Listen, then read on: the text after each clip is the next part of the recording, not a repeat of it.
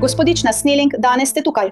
Formalni narok o izreku o krivdi. Danes smo v njenem imenu vložili izjavo, da ni kriva. Tožilstvo predaja dokazno gradivo. Lake and Snelling, nekdanja navijačica Univerze v Kentuckyju, obtožena, da je sama rodila v svojem stanovanju, pustila otroka umreti, njegovo telo zavila v brisačo in ga skrila v omaro. Te obtožbe, ta obtoženka, pravkar se je izrekla za nedolžno, glede obtožbe, ki bi jo lahko za desetletja poslala v zapor. Zdaj, tukaj je pomembno, tožilec že predaja dokaze in postavlja se vprašanje, kakšni so dokazi v tem primeru, kaj se bo zdaj zgodilo z njo, kakšna je njena možna obramba. Poglejmo podrobneje. Dobrodošli v oddaji Sidebar, ki jo predstavlja Law and Crime. Jaz sem Jesse Weber. Lake and Snelling je bila danes zjutraj na sodišču. To je bila pomembna obravnava. Če ne veste, kdo je ona, bom to zdaj pojasnil. Povem vam, to ni lahko poslušati, prav? Ampak ona je nekdanja navijačica Univerze v Kentuckyju, ki jo obtožujejo, da je sama rodila v svoji hiši izven kampusa. Tista, ki naj bi povzročila smrt svojega otroka, ga zavila v brisačo, ga dala v vrečo za smeti, kot da bi bil navadna smet, in ga skrila v omaro. To so obtožbe, s katerimi se sooča. Nedolžna je, dokler ji ne dokažejo krivde, ampak to so obtožbe. Kaj se je danes zgodilo? Danes je vstopila v sodno dvorano in se soočila z novo obtožbo. Obtožbo, ki bi jo lahko poslala v zapor za do 20 let. In izrekla je dve besedi. Nedolžna sem. Bili smo v sodni dvorani. V trenutku vas bomo popeljali noter, vendar moramo najprej razložiti, kaj vse to pomeni, saj ne sprejema dogovora. Trenutno namerava to izbojevati. Prisiljuje tožilstvo v Kentuckyju, da dokaže vsako posamezno besedo iz obtožnice in svoj primer onkraj razumnega dvoma. Kaj se torej zgodi med zdaj in njenim naslednjim sodnim narokom? Zelo pomembno. Kakšni so dokazi v tem primeru? Kakšni so morebitni dokazi? Je res pripravljena prepustiti poroti svojih vrstnikov, 12 neznancem, da odločijo, ali je kriva ali ne? Moram stopiti korak nazaj, prav? Moram razložiti, kako je vse to povezano. Razumeti morate resnost obtožb, s čim se lahko sooča, kaj naj bi domnevno storila. In to sega nazaj na 27. avgust 2025. Tukaj je časovnica, prav? Torej, okoli 10:30 zjutraj, spet 27. avgusta 2025, so bili policisti iz Lexingtona poklicani v Snellingovo hišo izven kampusa na Park Avenue. Kaj je bilo prijavljeno? Neodziven dojenček. Po poročanju revije People so klic opravili Snellingovi sostanovalci. Domnevno so v njeni sobi našli kri in slišali čudne zvoke. O tem bomo še govorili, vendar to izhaja iz izjav pod prisego v tem primeru. Ko so policisti prispeli, so naleteli na odkritje, ki naj bi bilo naravnost srhljivo. Deček, zavit v brisačo, v črni vreči za smeti, skrit v omari. To so domnevne podrobnosti. Dojenčka naj bi na kraju razglasili za mrtvega, bil pa naj bi donošen otrok. Tukaj je naslednji del. Snelling po poročanju revije People in dokumentov ni bil tam. Obtožena je, da je zapustila svoj dom in šla na predavanja, čeprav obstaja spor glede tega, ali je dejansko vstopila v učilnico ali ne. Ponovno, mimogrede, kljub temu, da je domnevno pravkar rodila in domnevno skrila truplo dojenčka. Da je na koncu obtožena, da je naročila McDonald's, sedela ali parkirala pred študentsko ambulanto, preden se je končno odpravila domov, kjer je bila na koncu pridržana in privedena na zaslišanje. Zdaj, po dokumentaciji, po zapisniku o aretaciji, potem ko so ji prebrali pravice Mirande, a se je odločila, da se jim odpove, vam bom dobesedno prebral iz tega poročila o incidentu. Citiram: navedena storilka je bila seznanjena s pravicami po Mirandi in zaslišana, ter je priznala, da je rodila. Poleg tega je navedena osumljenka priznala, da je prikrila rojstvo tako, da je počistila vse dokaze, vsa uporabljena čistilna sredstva dala v črno vrečo za smeti, vključno z dojenčkom, ki je bil zavit v brisačo. Med čiščenjem dokazov o rojstvu je navedena osumljenka posegla v omenjene dokaze, ki so dokazovali, da je rodila, tako da je dojenčka zavila v brisače in ga dala v črno vrečo za smeti. Navedena osumljenka je s truplom ravnala na način, ki bi prizadel običajna družinska čustva. To vodi do obtožbe, o kateri boste kmalu slišali. Ne pozabite, to je pripoved policije. Videli bomo, ali bo obramba izpodbijala domnevno priznanje. Toda domnevne podrobnosti, ki so prišle na dan kasneje, so ta primer spremenile iz pretresljivega v naravnost srce parajočega. Sodni dokumenti, ki jih je pridobil študentski časopis Univerze v Kentuckyju, Kentucky Kernel, so razkrili, kaj naj bi Snelling po teh dokumentih povedal policiji, kot jih je pregledal omenjeni mediji. Snellingova naj bi po lastnih besedah rodila okoli 4:30 zjutraj, povsem sama. Domnevno je policistom povedala, da je dojenček padel na tla, da ni mislila, da diha ali da je živ. Na to naj bi rekla, da je bila budna približno pol ure, nato pa je zaspala na dojenčku. Ko se je zbudila, naj bi trdila, da je dojenček postal moder in vijoličen. Domnevno je rekla, da ni mislila, da je še živ. In na to naj bi rekla, da je dojenčka zavila, citiram, kot burito in lega poleg njega v tistem, kar je po njenih besedah bil trenutek tolažbe. Ko se je kasneje tistega jutra zbudila za pouk, naj bi dojenčka zavila v brisačo, truplo dala v vrečko za smeti, vrečko postavila v omaro, kri počistila s papirnatimi brisačkami, posteljico dala v vrečko Ziploc in nato zapustila hišo. Na to naj bi povedala, da je nameravala iti na pouk, a ni šla. Po njenih besedah je namesto tega sedela v avtu. In po sodnih dokumentih je nato obtožena, da je preko aplikacije naročila McDonald's. Mimogrede bomo videli, ali imajo digitalni račun, ki bi to dokazal. Medtem ko se je vse to dogajalo, je imel Snelling sostanovalce v hiši, ki so postali sumničavi, saj je približno ob istem času, ko je Snelling trdila, da je rojevala, eden od sostanovalcev v Snapchat skupino napisal, da misli, da je slišal, kako je nekaj padlo. Drug sostanovalec naj bi dejal, da je približno 1 uro slišal neke zvoke. In po poročanju Kentucky Kernel naj bi Snelling v tej skupinski klepetanici odgovorila, da so bili zvoki posledica njenega padca, zaradi tega, ker ni jedla, da se ni počutila dobro in da namerava iti k zdravniku. Potem, ko naj bi Snelling odšla na predavanja, so sostanovalci očitno vstopili v njeno sobo in naj bi tam našli s krvjo prepojeno brisačo. Naj bi našli plastično vrečko z dokazi o porodu in naj bi našli tudi dojenčka. In takrat so poklicali policijo.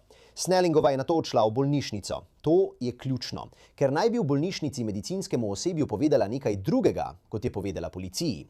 Domnevno je povedala, da je otrok kazal, citiram, nekaj malega gibanja ploda.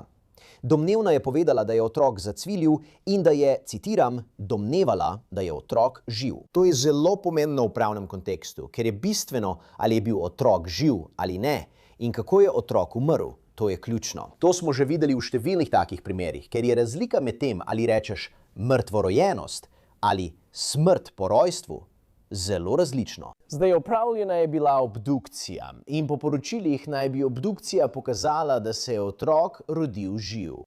Vzrok smrti, zadušitev na neugotovljen način. In prepričan sem, da bo to odprlo vrata za spopad strokovnjakov, kaj ne? Strokovnjak obrambe, strokovnjak tožilstva glede vzroka smrti in kaj se je zgodilo s tem otrokom. Ko so preiskovalci začeli raziskovati ta primer, se niso zanašali le na to, kar so našli v tistem stanovanju. Odpravili so se naravnost k Snellingovi digitalni sledi. Kaj mislim s tem? Po navedbah iz zapriseženih izjav, ki so bile povezane z več odredbami za preiskavo, je policija zasegla njen telefon in iskala dostop do več njenih spletnih računov. Snapchat, Instagram, Facebook in celo do tega skupnega iCloud računa, ki je bil povezan z njeno mamo. In kar pravijo, da so našli, je zelo povedno. Preiskovalci so poročali, da so odkrili vrsto iskanj povezanih z nosečnostjo, skupaj s slikami Snellingove med porodom, fotografijami, za katere so dejali, da niso skladne s tem, kar bi običajno pričakovali pri nekom v pozni nosečnosti. Oblasti pravijo tudi, da so bile nekatere od teh slik, torej vsaj ena, posneta med porodom, izbrisane. In to je vzbudilo sum. Po njihovem mnenju je to nakazovalo na možen poskus prikrivanja dokazov, ne le rojstva, ampak tudi same nosečnosti. In zato so si prizadevali za še širši dostop. V teh zahtevah za nalog so preiskovalci jasno povedali, da verjamejo, da bi njeni računi na družbenih omrežjih in v oblaku lahko vsebovali ključne dokaze, vključno z izbrisanim gradivom, povezanim z nosečnostjo, rojstvom otroka in na koncu otrokovo smrtjo. Torej, A, to bi lahko uporabili ne samo za dokazovanje svojega primera, ampak B, se to nanaša tudi na idejo, da bi lahko ovrgli argument, kot smo videli v drugih primerih. Ne vem, ali bo to predstavljeno tukaj, kjer obtoženka pravi, veste, nisem vedela, da sem noseča, dokler se ni zgodilo, dokler nisem začela rojevati. Če so ti dokazi resnični, bi bilo to lahko težko. Torej, Snellingova je bila sprva aretirana in obtožena zlorabe trupla, prirejanja fizičnih dokazov in prikrivanja rojstva dojenčka. Ni bila še obtožena uboja. Takrat se je izrekla za nedolžno glede teh obtožb. Plačala je varščino v višini $100,000. Izpuščena je bila v očetov dom v Tennesseeju z elektronskim nadzorom in več mesecev se ni nič spremenilo. Nato je marca 2026 velika porota začela zasedati. Dodali so novo obtožbo, ki je spremenila vse. 11. marca je velika porota okrožja Fayette obtožila Lakeovo in Snellingovo za uboj prve stopnje. Prebral vam bom točno to, kar piše v tej obtožnici. Citiram: približno 27. avgusta 2025 je zgoraj imenovani obtoženec v okrožju Fayette v Kentuckyju storil kaznivo dejanje uboja prve stopnje. Ko je z namenom povzročiti hudo telesno poškodbo dojenčku povzročila smrt dojenčka ali z namenom povzročiti smrt dojenčka. V okoliščinah, ki ne pomenijo umora, ker je delovala pod vplivom izjemne čustvene vznemirjenosti. Namenoma je zlorabljala dojenčka in s tem povzročila smrt. Tukaj sta dve različni teoriji. To je očitno kaznivo dejanje razreda B, ki po našem razumevanju v Kentuckyju pomeni 10 do 20 let zapora.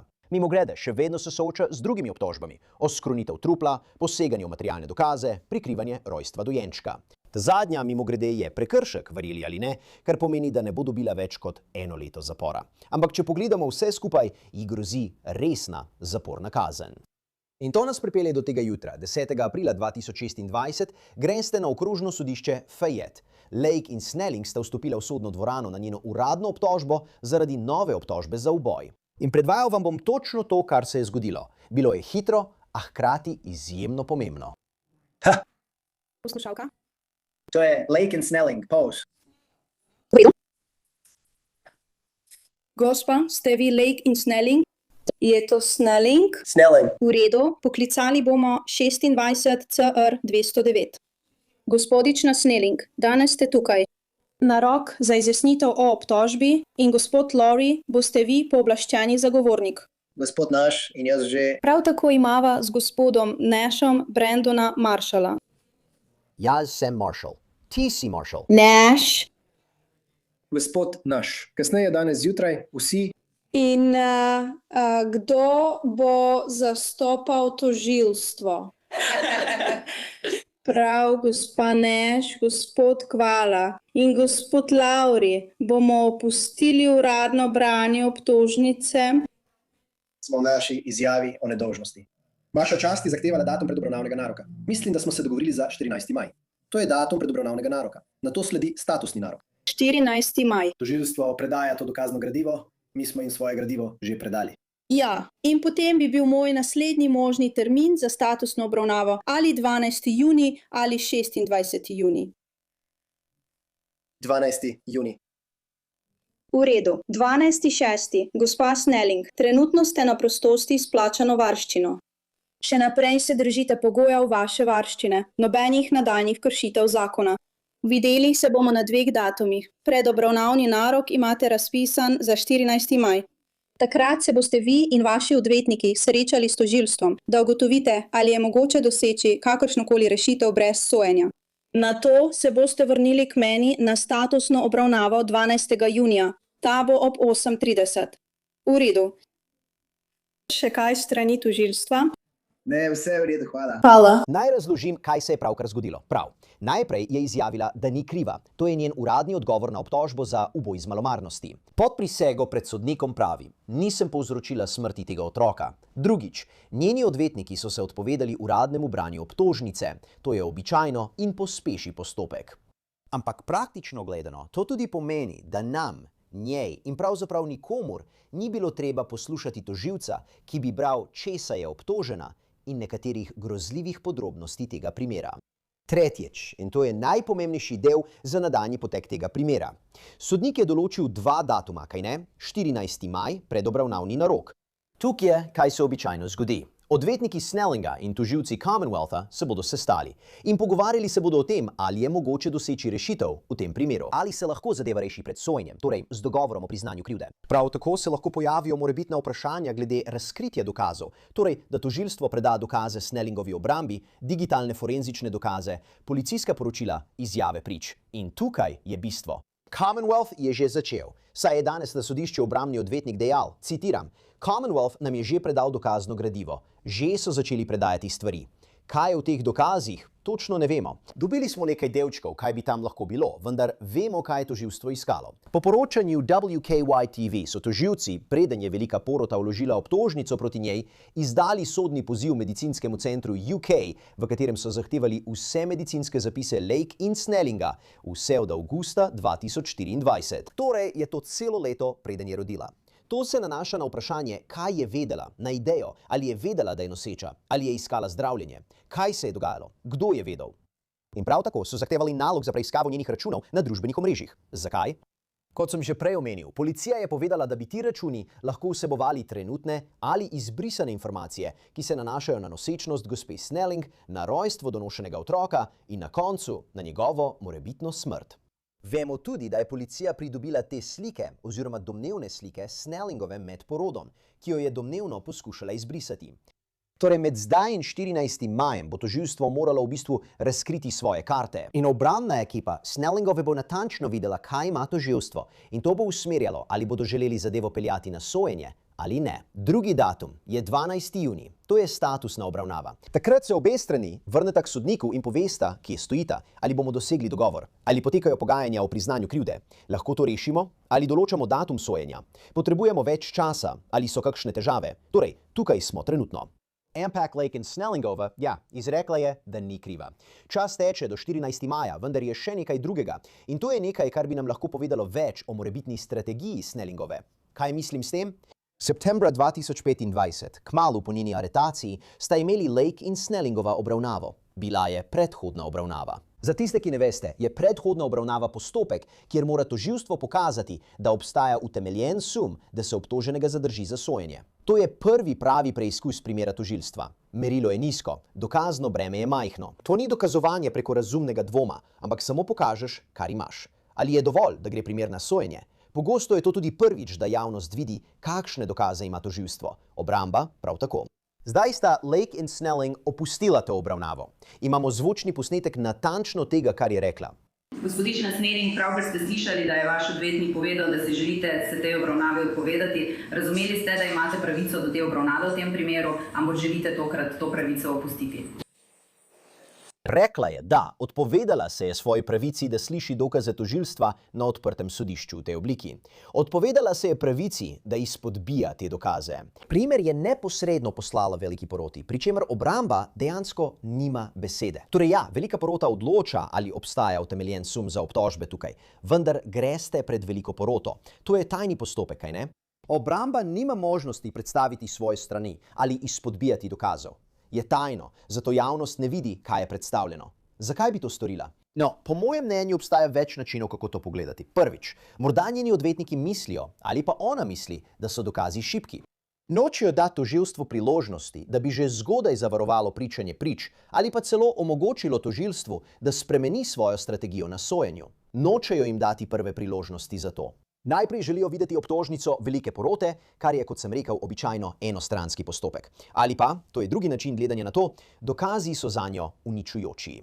In njeni odvetniki želijo, da ostane to čim dlje skrito pred javnostjo, kaj ne? Ker če bi se to predhodna obravnava zgodilo, bi bili ti podatki na splošno običajno v novicah, o njih bi poročali. Grozljivi dokazi bi bili razkriti z vidika odnosov z javnostmi, z vidika javnega mnenja, kar je problem za mlado žensko, kot je ona, pa tudi za izbiro porote in iskanje poštenih in nepristranskih porotnikov, ki o tem niso ničesar slišali. Veliko se govori o predhodni obravnavi. To bi lahko vse skupaj še otežilo.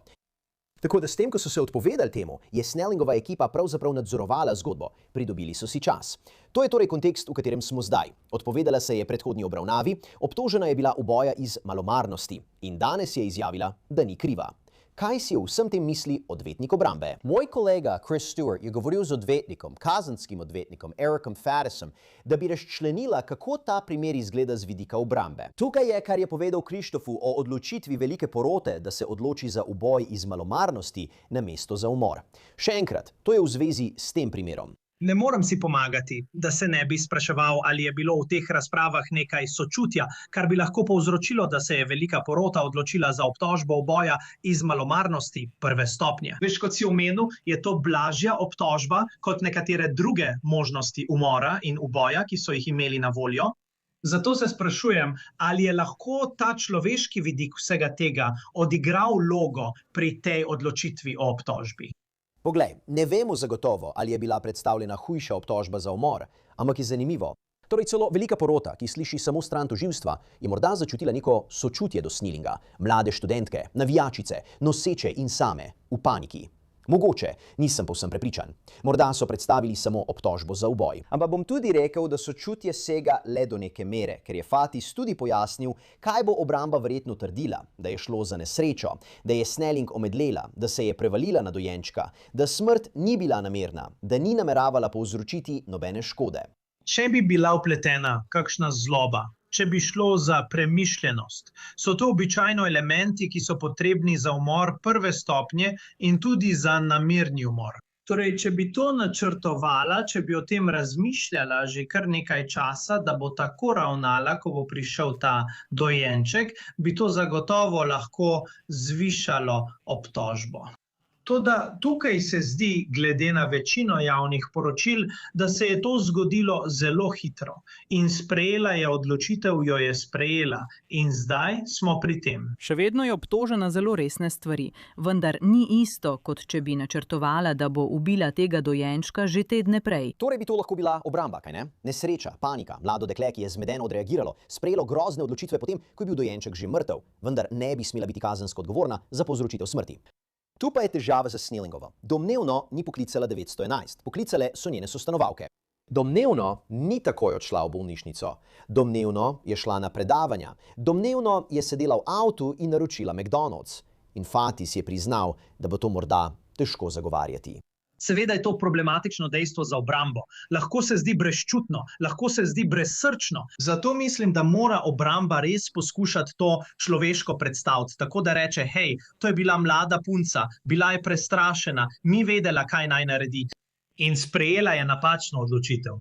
A to ni nujno isto, kot storiti kaznivo dejanje. V večini jurisdikcij tožilcem dovolijo, da zahtevajo zvišanje varščine, tako kot obramba pogosto zahteva znižanje varščine ali spremembo pogojev varščine. Tožilci lahko to storijo tudi na podlagi novih informacij, novih dogodkov v primeru ali novih dokazov. In s to resno obtožbo uboja se lahko vse skupaj spremeni. Kar se tiče varščine, bi lahko prepričali sodnika, da jo med postopkom vrne v pripor. Vendar mislim, da bi bil sodnik bolj naklonjen ohranitvi trenutnega stanja, če je obtoženka spoštovala pogoje, kaže jih je, tako bi lahko še naprej imela možnost, da se brani na prostosti. Torej, poglejte, tukaj smo. Lake in Snellingova je uradno izjavila, da ni kriva za uboj prve stopnje. Zdi se, da je še vedno dovoljeno biti na prostosti o plačilu varščine in v hišnem priporu, očitno v Tennesseeju, z GPS napravo. Nisem zasledil ničesar, kar bi nakazovalo, da je kaj drugače. Naslednji dnevi bodo ključni. Med zdaj in 14. majem morata Snellingova in njena obramba odločiti, ali želijo iti na sojenje ali poskusiti doseči dogovor o priznanju krivde. Morda je na voljo manj zaporne kazni. Bomo videli. Kajti, če bo res prišlo do sojenja in bo izgubila, kot sem omenil, in zaradi obtožbe za uboj grozi od 10 do 20 let zapora. Če sprejme dogovor, nekaj prizna, prevzame odgovornost, morda. Ne vem. No, morali bi počakati in videti. Torej, ne vemo, kako se bo odločila, ampak spremljali bomo, kaj se bo zgodilo naprej. To je vse, kar imamo za vas trenutno tukaj na Sidebaru. Najlepša hvala, da ste se nam pridružili. In kot vedno, prosim, naročite se na YouTube, Apple Podcast, Spotify, kjerkoli poslušate podcaste. Lahko nas spremljate tudi na NBC-jevi platformi Peacock. Če mi želite slediti na X-u in Instagramu, moja oddaja na News Nation, Jesse Weber Live, od ponedeljka do petka ob 23. uri po vzhodnem času. Se vidimo naslednjič, vsi skupaj.